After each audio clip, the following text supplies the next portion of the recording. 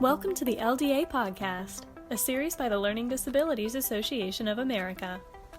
Our podcast is dedicated to exploring topics of interest to educators, individuals with learning disabilities, parents, and professionals to work towards our goal of creating a more equitable world. Hi, everyone. Welcome to the LDA Podcast. I'm here today with Aashna Shah. She's the 2022 Miss Florida's Outstanding Teen, author, speaker, and learning disability advocate. Aashna, thank you so much for being here.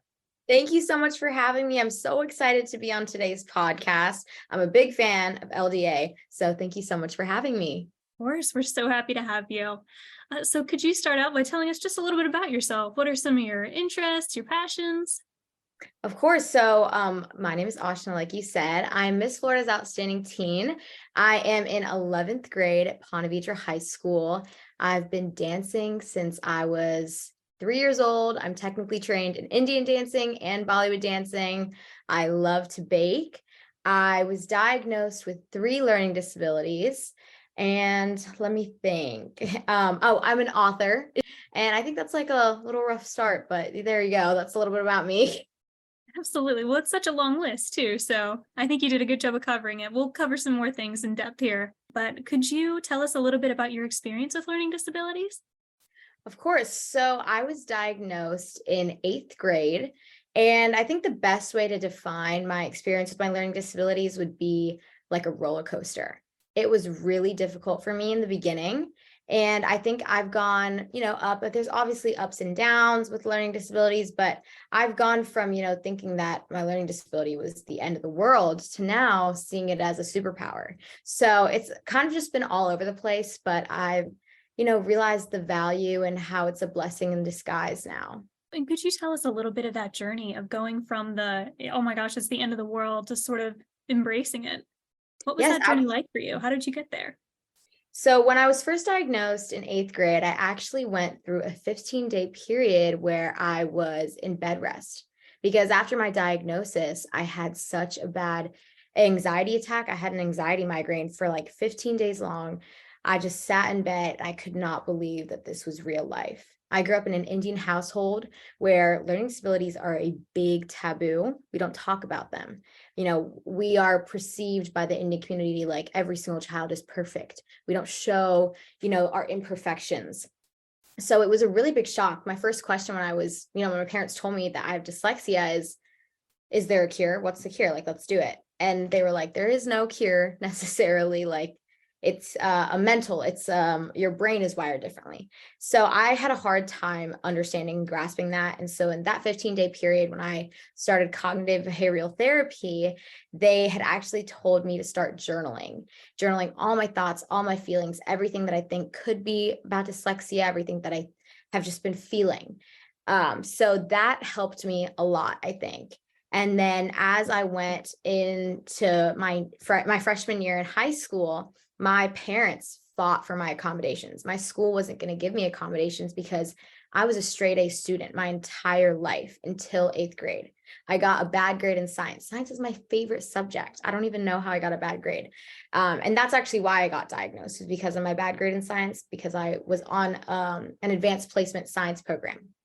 So when I went into freshman year, my parents were my voice for me. They fought for my accommodations, and I'm so extremely thankful that they did, because that gave me a little bit more confidence going into my freshman year. I was able to use my accommodations and learn how to advocate for myself and how to get myself extra time and all these other things that I didn't even know were possible. And so that helped me a lot gain the confidence. But I think it was really in 10th grade when I realized that there's so many kids out there that were just like me. They struggled so much with their learning disability. They come from Indian households and they don't even understand what a learning disability is. And their parents probably aren't fighting for their accommodations. And that's when I realized I want to be the voice that my parents were for me.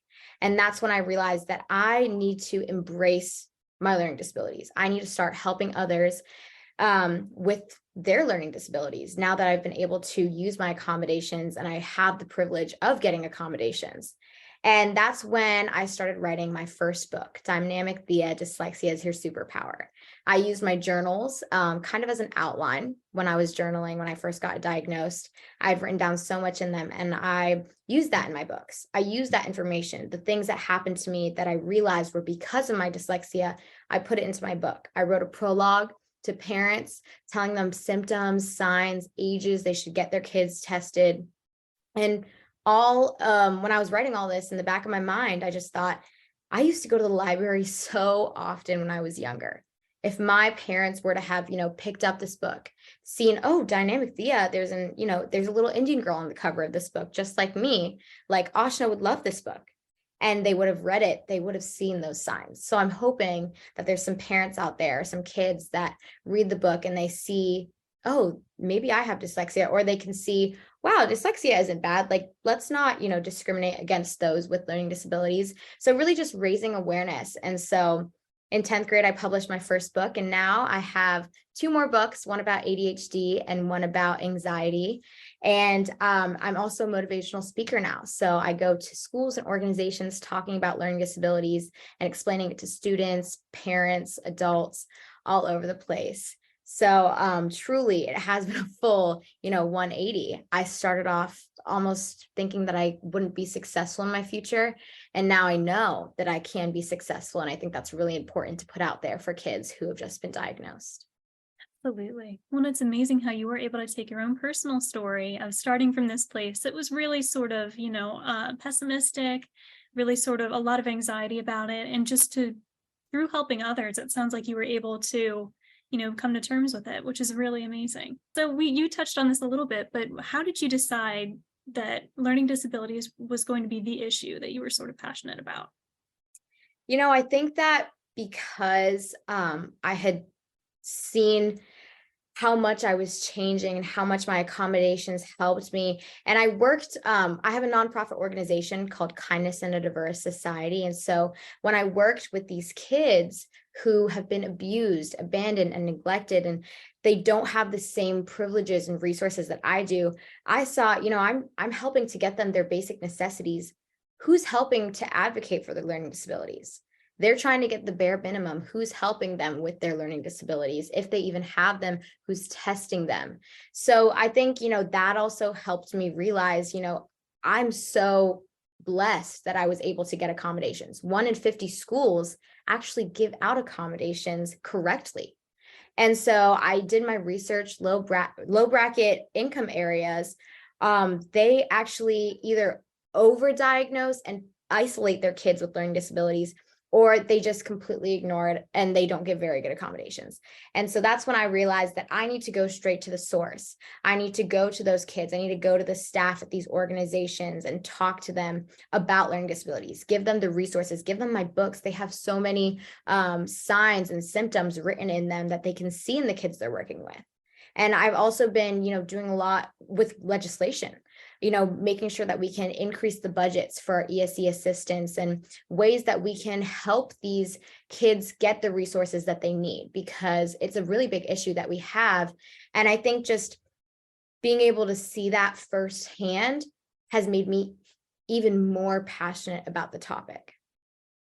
Absolutely. Yeah, it's a real gap that you found. So that's amazing. Thank you.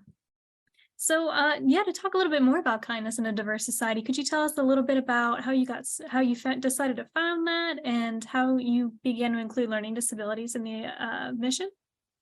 Absolutely. So in 7th grade, actually, I had gone between my 6th and 7th grade summer, I had gone to India, and I had actually volunteered at an orphanage there. And I saw the kids in the orphanage that were my age, but in a completely different situation than I was. And so that really hit home with me. I always volunteered with my parents growing up, but I don't know, something about that organization really sparked me. So when I came back to America, I knew I wanted to do everything I could to help those kids, starting in America and working my way to India. And so that's when I decided with my two best friends that we're going to, open an organization called Kindness in a Diverse Society. It would be completely kids run, kids helping kids. We wanted to help the kids that were our age, but in completely different situations. And so since 7th grade, we've been able to do drives, we've been able to do fundraisers, we actually have a podcast also. So we've been able to do so many things. And it wasn't until 8th grade when I got diagnosed with a learning disability. And then in 9th grade and 10th grade, when I really started getting passionate about it and realized that the kids that I've been working with my nonprofit organization are the ones that aren't getting the learning disabilities. Although I had to fight so hard for mine, no one's even fighting for theirs. And I think that's when I realized this is what I need to combine these two. I need to combine my two passions, helping underprivileged children and learning disabilities. And so that's when I started, donating my books to schools all across the state of Florida. That's when I started motivationally speaking at organizations like SEDNet and organizations like Pace for Girls, because these organizations, they have very powerful people. At SEDNet, I spoke at their conference with all of the ESC directors in Duval County, Clay County, and all these counties across Florida. And I told them, we need to focus more on learning disabilities. I think it's a really big issue that we're not focusing on. And so being able to use the platform from Kindness in a Diverse Society, my nonprofit organization, and now as Miss Florida's Outstanding Teen has been incredible. It has made my voice and my reach so much bigger. With my title, Miss Florida's Outstanding Teen, I sent my books all across the state of Florida to our local title holders, and they donated those books in local daycares, local schools. They read it to libraries. And that just raised so much awareness by itself. We actually called it the Awareness Project. And I'm so glad I was able to do that and spread the word, because a lot of people don't know signs and symptoms. A lot of people don't know about these learning disabilities. So being able to combine Kindness in a Diverse Society with learning disabilities was a really big step that I knew we had to take. And I'm so glad that we did, because we've had so much of a bigger reach.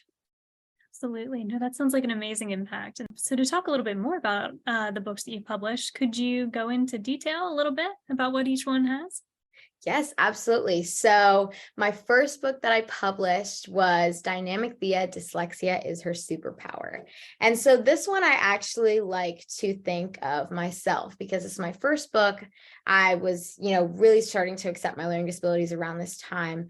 And I just feel connected to Thea. I actually sent the illustrator. I used an illustrator in India, and I sent him a picture of my little sister and said, can you, make the character look like my little sister? So it's a little Indian girl on the front cover. And so Thea is, having a hard time. She doesn't understand why her numbers are moving and why her notes on her page when she plays piano are running across the page and stuff like that. A lot of kids, I didn't even realize that wasn't normal. My entire life, I've used my L's to figure out which way my left and my right was. And I was like, I think everyone does that, but that's not true. So just these things that, it's my normal, but it's not everyone's normal. These things that I saw that were happening to me, but they weren't happening to my best friend. So stuff like that is what I put into my first book. And then of course I have the prologue in the beginning to the parents, telling them about what learning disability dyslexia is and the signs and symptoms and age that they should get their child tested. And so that's my first book about dyslexia. My second book is about ADHD. And it's almost, like the same, talking about my personal experiences that other kids may be having. But at the end, I actually put in some techniques that I realized have helped me with my ADHD, like putting a timer on when I'm doing assignments and then letting me have a little break, or just completely putting all of my distractions into one box and putting that at the other side of the room. And so stuff that I've realized since I had been diagnosed that have helped me throughout my years with my ADHD, I wanted to add in, and it's a little ADHD superhero manual. And of course, there's the prologue in the beginning. And it talks to the parents about, the same things, and includes medication in it, and, whether it's the right choice to give your child medication, because ultimately it is the parents' decision, because it's a hard decision, because you don't know, because it's such a new thing. And then the last one that I just recently wrote was Brave Brian. Anxiety gave him his superpower. And so I like the way that this one is worded. Anxiety gave him his superpower, because I think overcoming your anxiety makes you brave. I always felt brave when I overcame when I overcame my anxiety. And so I kind of showed that in my book. There is situations as a kid that I would get really anxious, which wasn't normal for a kid to get anxious. Like when my little sister was sleeping, I would always get really anxious because I thought, like she can't breathe. She's not breathing. So I'd always go and check her pulse and make sure she was, still breathing. And that's, weird for a 10-year-old to be doing that, but it made me really anxious. And so I always felt really brave when I overcame my anxiety. So it's really all about that. And then at the end of that book as well, I put in some techniques to overcome anxiety and stay strong. And there's some coloring pages in all my books for the kids that read it. And, there's a little page where they can write what they think their superpowers are.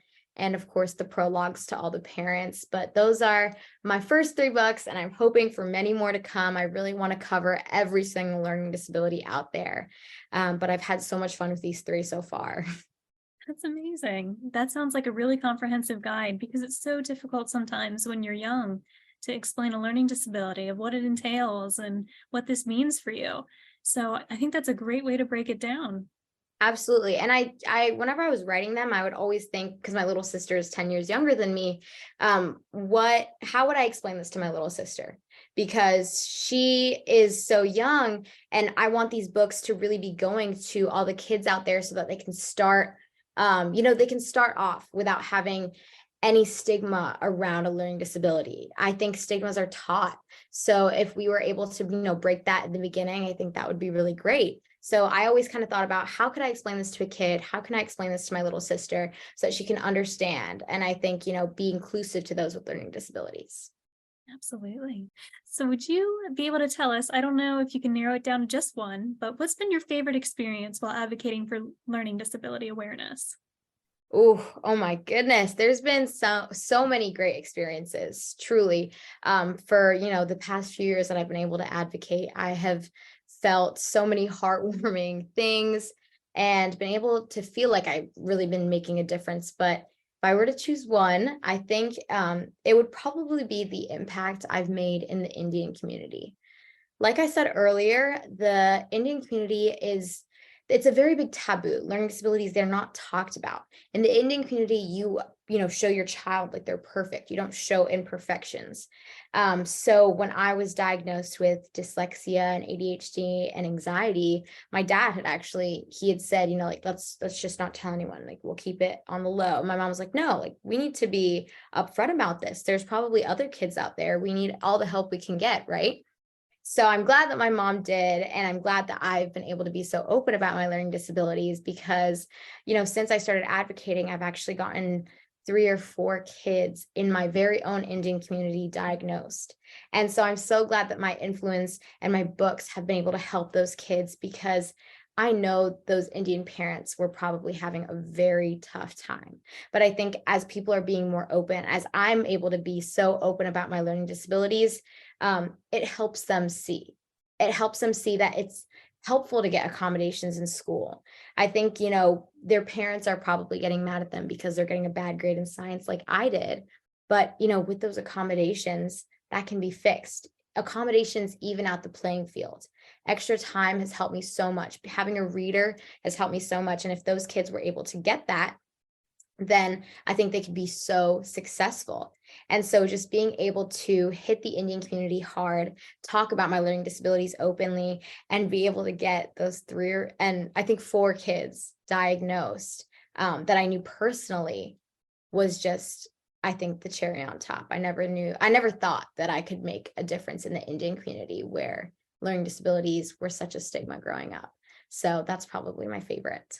So this is a more general question, but what would you say to someone who thinks that they're too young to make a difference? If I could talk to someone who thinks they're too young to make a difference, I would tell them I was only in 7th grade when I started my nonprofit organization. I was aiming to help the kids in India, but I was starting in America. I never knew that I would be able to help kids globally. with an international book deal and a global dance competition. I never thought any of that was possible, but you have to start small. Volunteerism has no age. Start as a volunteer. You can grow to make your own organization. I think just starting as a volunteer and seeing where passion lies is really important. My best friend, she absolutely loves puppies. So she works at animal shelters all the time. And I know she's going to do something really big with them. I know she's going to make such a big difference for those animals. So just starting volunteering at different places and finding where your passion is and just growing with your passion as you grow up.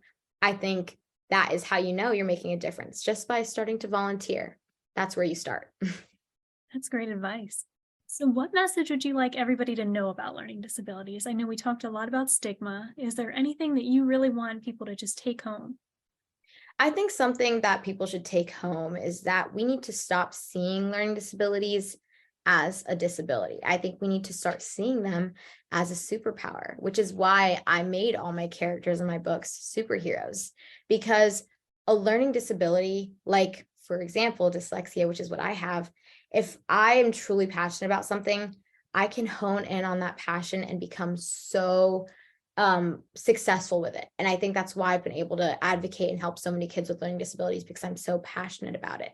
And I think that being able to use your learning disability to your advantage is so important, because that's how you create a superpower.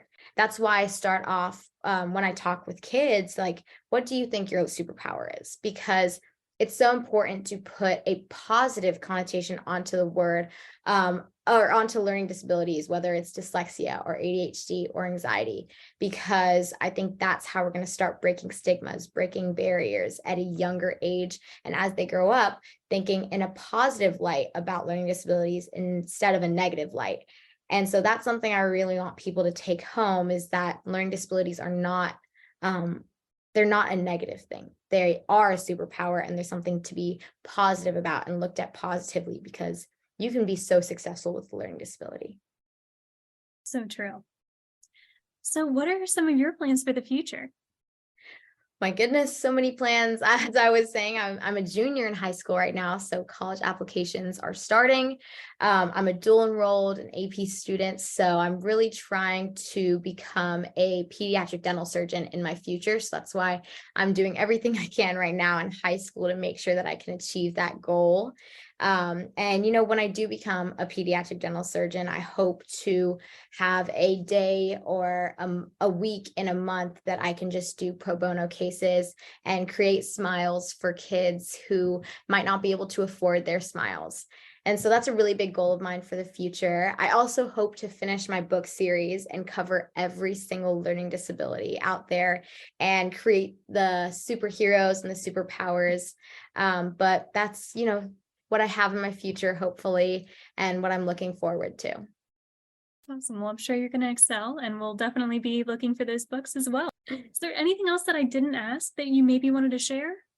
I think something that I would like to share with the audience is that you can do anything you put your mind to. And I think that's a really important thing you need to just almost add as an affirmation in your life, because I never thought that I could publish a book. I never thought that I could be the first Indian American Miss Florida's Outstanding Teen. I never thought that I could be successful with a learning disability. But all these things, I've put my mind to it and I've been able to achieve them. I am now Miss Florida's Outstanding Teen, the first Indian American one, and open about my learning disabilities. With my learning disabilities, I am taking a very rigorous AP and dual enrolled course load right now. And I think, when you think learning disabilities, you don't think AP and dual enrolled pediatric dental surgeon in their future. But because I'm putting my mind to it, I know I can achieve it. And I know that I am trying to be living proof of that for you. So if you're listening to this right now, just know Aashna's here showing you that you can do anything you put your mind to, and it's time for you to show someone else. That's amazing. Well, Aashna, how can people learn a little bit more about you? Where can they find your books? You can find my books on Amazon. If you go to missaashnashah.com, there's also my books on there. Or actually it's shaashna.com, Oh, SHAAASHNA.com. perfect. We can put that in So the show notes. Awesome. yes, so they are on Amazon, they're on my website, and then also my Instagram, which is Miss Aashna Shah. And so that's where you can find me and keep up with my journey and buy my books. Awesome. Well, we'll all be rooting for you. And Aashna, thank you so much for the impact that you've made in Florida.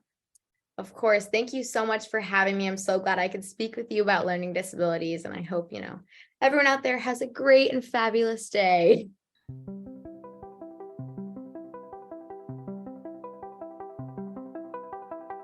Thank you for listening to the LDA podcast. To learn more about LDA and to get valuable resources and support, visit ldaamerica.org.